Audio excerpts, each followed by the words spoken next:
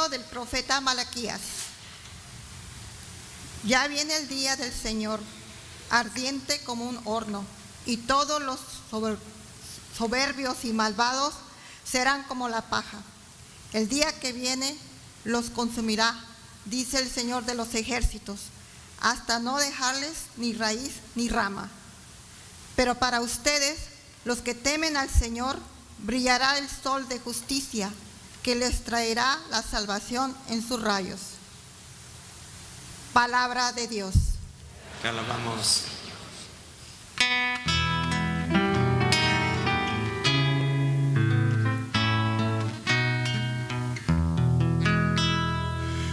Toda la tierra ha visto al Salvador.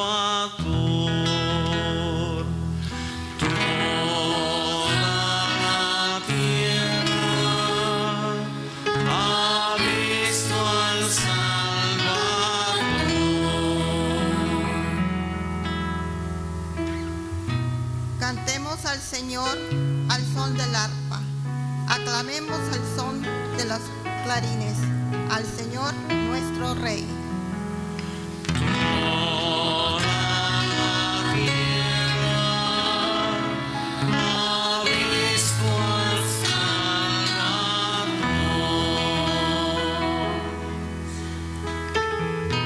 Alégrense el mar y el mundo submarino, el orbe y todos los que en él habitan.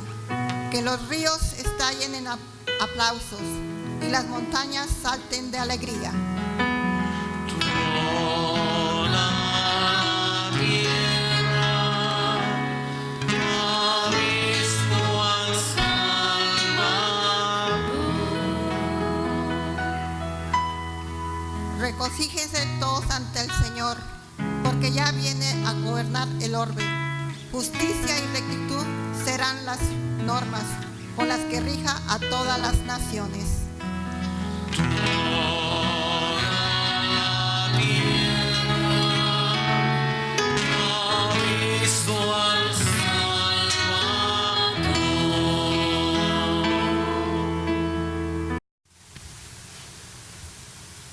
De la segunda carta del apóstol San Pablo a los tesalonicenses. Hermanos, ya saben cómo deben vivir para imitar mi ejemplo, puesto que cuando estuve entre ustedes supe ganarme la vida, bajé hasta agotarme para no serles gravoso, y no porque no tuviera yo derecho a pedirles el sustento, sino para darles un ejemplo que imitar. Así, cuando estaba entre ustedes, les decía una y otra vez, el que no quiera trabajar, que no coma. Y ahora vengo a saber que algunos de ustedes viven como holgazanes, sin hacer nada, y además entrometiéndose en todo. Les suplicamos a esos tales y les ordenamos de parte del Señor Jesús que no se pongan a trabajar en paz para ganarse con sus propias manos la comida. Palabra de Dios.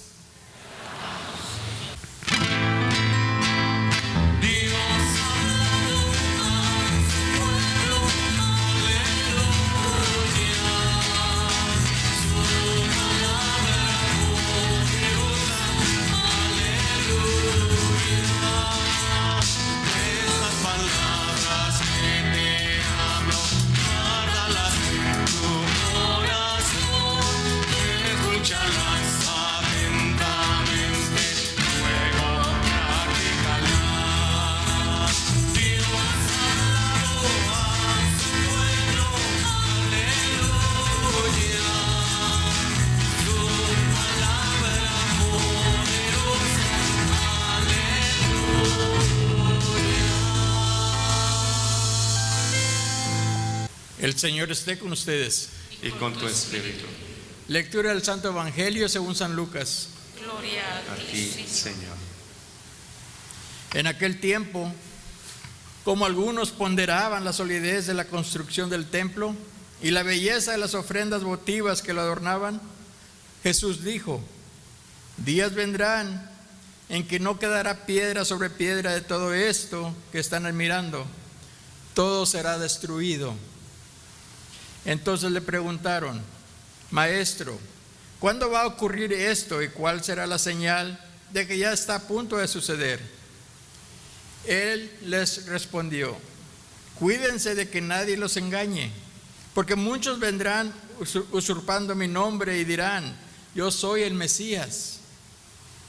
El tiempo ha llegado, pero no les hagan caso. Cuando oigan hablar de guerras y revoluciones, que no los domine el pánico, porque eso tiene que acontecer, pero todavía no es el fin. Luego les dijo: se levantará una nación contra otra y un reino contra otro. En diferentes lugares habrá grandes terremotos, epidemias y hambre, y aparecerán en el cielo señales prodigiosas y terribles.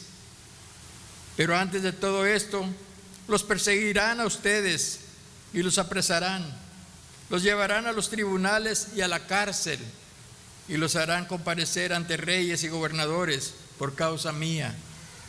Con esto darán testimonio de mí.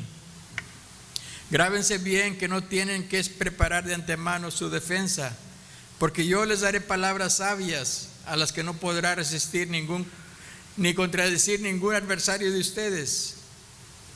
Los traicionarán hasta sus propios padres, hermanos, parientes y amigos. Matarán a algunos de ustedes y todos los odiarán por causa mía. Sin embargo, no caerá ningún cabello de la cabeza de ustedes. Si se mantienen firmes, conseguirán la vida. Palabra del Señor. Gloria a ti, Señor Jesús. ¿Algunas veces han estado ustedes en algún lugar donde se prepara el vidrio para hacer jarrones? ¿O han estado en algún área donde se hace trabajos de herrería? ¿O donde están las fundiciones? ¿Cómo es el calor? Insoportable, terrible. Bueno, aquí lo que nos dice el profeta Malaquías, que es el último profeta del Antiguo Testamento, nos dice: ya viene el día del Señor. ¿Y cómo viene ese día? Ardiente como un horno. Pero no estamos hablando de los hornos que tenemos en nuestras casas para hacer pastelitos, para hacer cosas bellas. No, hablando de hornos donde se consume totalmente todo lo que es metal, se funde. ¿Por qué se funden los metales? Los metales se funden precisamente para separar los elementos, el hierro de cualquier otro material.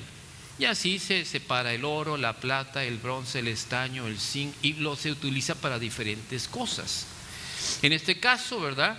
Dice: este horno ardiente será purificador para el mundo entero, porque este mundo, por causa del pecado, está contaminado.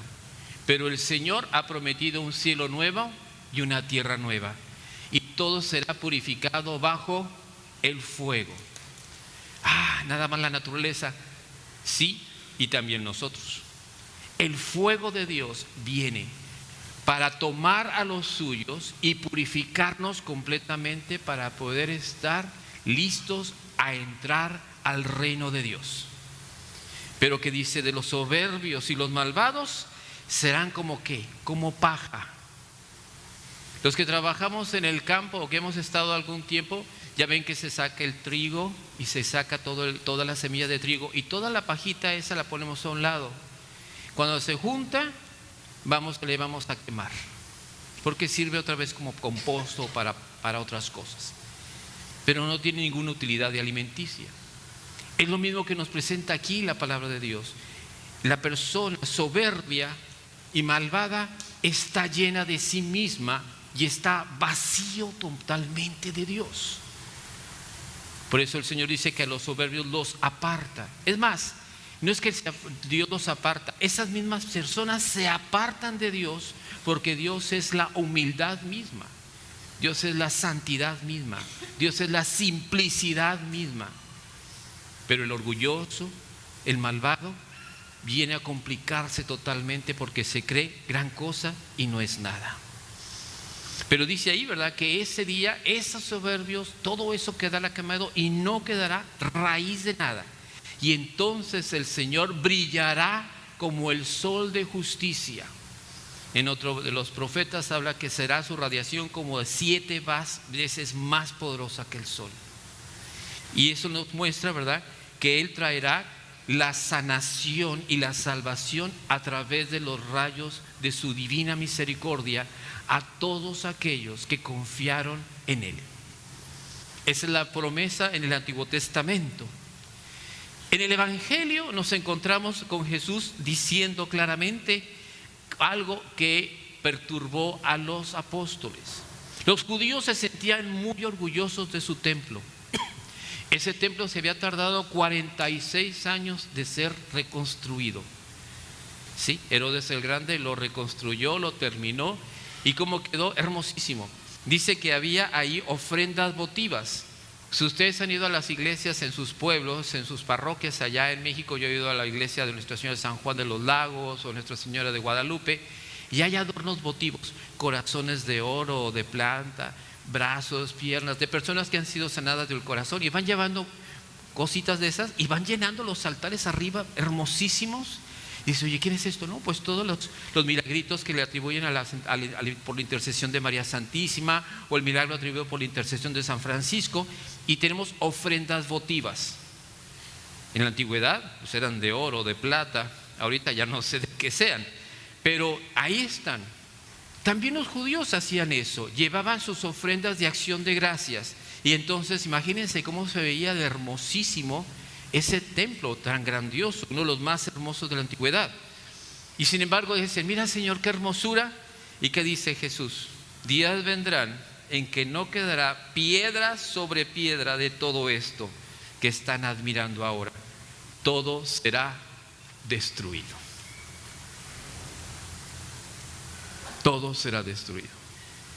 Nuestras grandes construcciones del mundo, de la civilización de hoy, hermosas piezas, maravillosas obras de arquitectura del mundo, grandes puentes, grandes templos, grandes edificaciones, nuestras propias parroquias e iglesias. Terremotos en El Salvador, terremotos en México, terremotos en Guatemala, hermosas iglesias de hace 500 años se convirtieron en ¿qué? En polvo.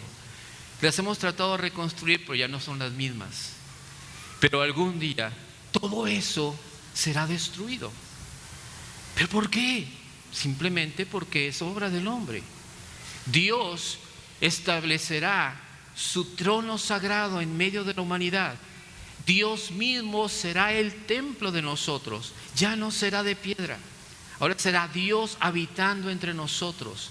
Ya no habrá corrupción, ya no habrá muerte, ya no habrá sufrimiento. Pero tienen que pasar todas estas cosas que dice Jesús.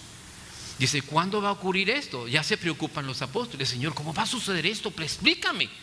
Y dice el Señor, bueno, primero les dice, cuídense de que nadie los engañe, porque llegarán muchos, se levantarán usurpando mi nombre. O sea, habrá falsos cristos, falsos mesías, falsos salvadores. Y ya desde la época de Jesucristo, después de su resurrección, muchos se presentaron pretendiendo ser algo grande. Y sus obras terminaron en nada. Y a través de la iglesia, de la historia de la iglesia, lo mismo sucedió. Pero el reino de Cristo sigue creciendo en la humildad, y la iglesia se fue extendiendo por toda la tierra. Hoy la iglesia pues está en todos los países del mundo, del norte a sur, de oriente a poniente. ¿Cuál es la situación de la iglesia? Pues muy distinta. En algunos lugares gozamos de paz, pero en otras partes la iglesia sufre persecución, sufre la muerte, el martirio. Y por eso Jesús nos describe las señales que se van a dar. Dice, va a haber tiempos de guerra, se levantará nación contra nación, reino contra reino. Y en muchos lugares, ¿verdad?, habrá hambre y desolación. Pero no se asusten, tienen que suceder estas cosas. La guerra no es algo nuevo. Si nos vamos a la historia universal, encontramos desde los antiguos hombres prehistóricos, guerras entre pueblitos, guerras entre reinos, guerras entre las grandes potencias, hasta llegar a la bomba atómica en nuestra época, en el siglo XX. Y estamos armados hasta los dientes, como decían en nuestras tierras. Aunque todos pretendemos que todo esté en paz, pero sabemos que estire el gatillo, se va a desatar por todos lados. En la tierra no tiene paz. O sea, no es algo nuevo la de la guerra. Pero Jesucristo dice, las guerras serán más y más violentas. El hombre ya, la fe se enfriará, la caridad se enfriará de los hombres. Por eso dice, cuando venga el Hijo del Hombre, ¿encontrará fe en esta tierra? Es la pregunta que hace a su pueblo. Él sabe la respuesta, pues, porque Él es Dios. Pero nos hace que nosotros pensemos en esto. Habrá terremotos, epidemias y hambre. Lo ha habido, lo hemos vivido. Habrá grandes señales en el cielo, prodigiosas y terribles. Cuando aparecían los grandes cometas, el cometa Halley y otros cometas que venían, la gente se aterrorizaba, vendía sus cosas, es el fin del mundo. Y no pasó. Pero son señales, dice el Señor. Estas son apenas señales de la venida de Cristo. Y lo dice, guárdense bien. Y dice, grábense bien esto, que no tienen que preparar de antemano en su defensa nada, porque yo les daré palabras cuando venga la persecución. O sea, serán momentos tan difíciles que dice que los traicionarán hasta sus propios padres. Esto sucedió en un momento en la historia en Israel. Muchos que creyeron en Jesús, que aceptaron que Jesús era el Mesías, ellos fueron rechazados por el pueblo judío. Sus propios padres los expusieron a las sinagogas, los expulsaron, los criticaron, los mataron. Por eso lo dice, habrá entre ustedes que se odiarán por causa mía. Por mi causa van a ser rechazados, van a ser expulsados. Sin embargo, no caerá ningún cabello de la cabeza de ustedes si se mantienen firmes. La enseñanza de Jesús, manténganse firmes hasta el último día de su vida. Si nos toca el retorno de Jesucristo, gloria a Dios. Y si no, me mantuve firme hasta el día de mi muerte. Y para eso tenemos que dar testimonio. Y es lo que San Pablo escribe en su carta a los tesalonicenses. Les dice, me he enterado que por ahí hay algunos que se la pasan de flojos. Está como los muchachos ahora en nuestra época que le llamamos los ninis. ¿Saben qué es un nini? Ni estudia ni trabaja, pero se la pasa en casa, aparentemente. Padre, es que pobrecito, no tiene trabajo, no tiene para estudiar. ¿Y qué está haciendo? Pues ahí se la pasa. Ustedes entienden qué es eso, ¿verdad? En el teléfono, en el celular. A eso sí, no es trabaja ni estudia, pero sí sabe mover estos dedos muy bien. Pero pobrecito. ¿Qué dice San Pablo? Que el que no trabaja, que no coma. Y dice, yo les he dado ejemplo de eso. ¿Qué era el trabajo de Pablo? ¿Predicar? No, ese era su llamado, su vocación. Su trabajo era hacer tiendas de campaña. Eran tiendas grandes en las cuales ellos podían vivir en el desierto. Se mataba trabajando, terminaba sus trabajos, los vendía, los remuneraban y se iba a trabajar para la evangelización. Eso es ser un buen servidor de Cristo. Eso hacía él. Les estoy dando ejemplo para que ustedes lo sigan, dice San Pablo. Es para imitarme, ¿verdad? Y por eso yo quiero que ustedes vivan así y eviten ser holgazanes. Así lo dice aquí, holgazanes. En nuestros países llamamos de otra manera. No la voy a mencionar aquí, ya la sabemos. Y hasta los que me estén viendo por televisión ya lo saben también. Bien, les suplicamos a esos tales, les suplicamos y les ordenamos de parte del Señor que se pongan a trabajar.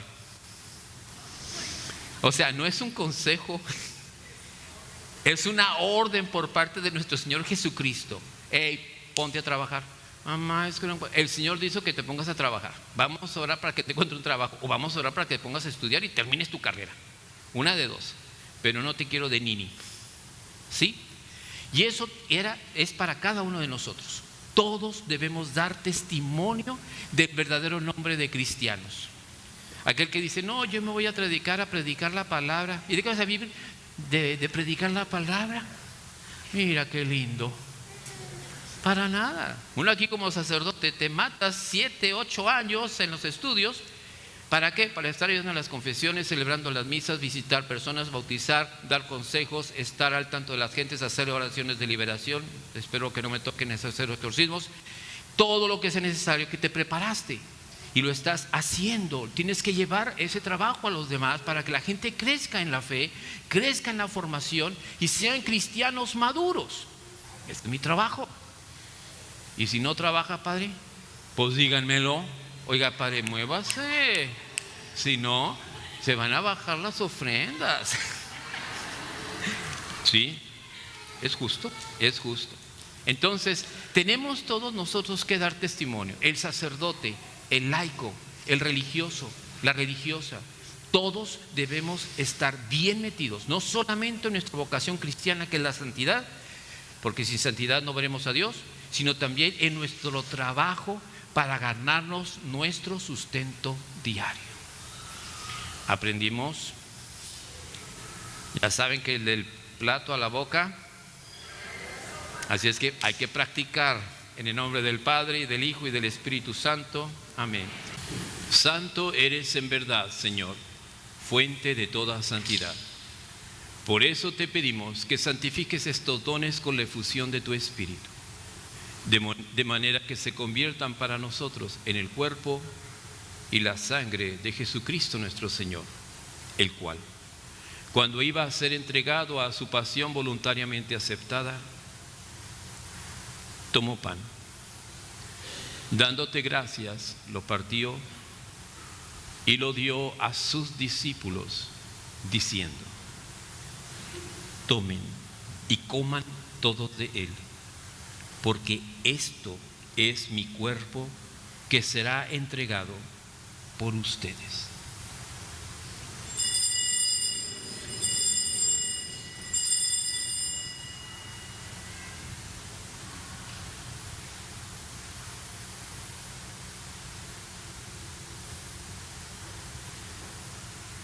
Del mismo modo, acabada la cena, tomó el cáliz y, dándote gracias de nuevo, lo pasó a sus discípulos diciendo: tomen y beban todos de él, porque este es el cáliz de mi sangre, sangre de la alianza nueva y eterna, que será derramada por ustedes y por muchos para el perdón de los pecados. Hagan esto en conmemoración mía.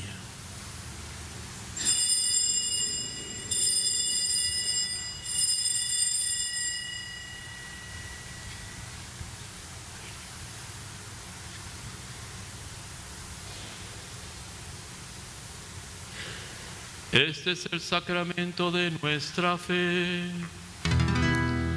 Anunciamos tu muerte, Señor, proclamamos tu resurrección.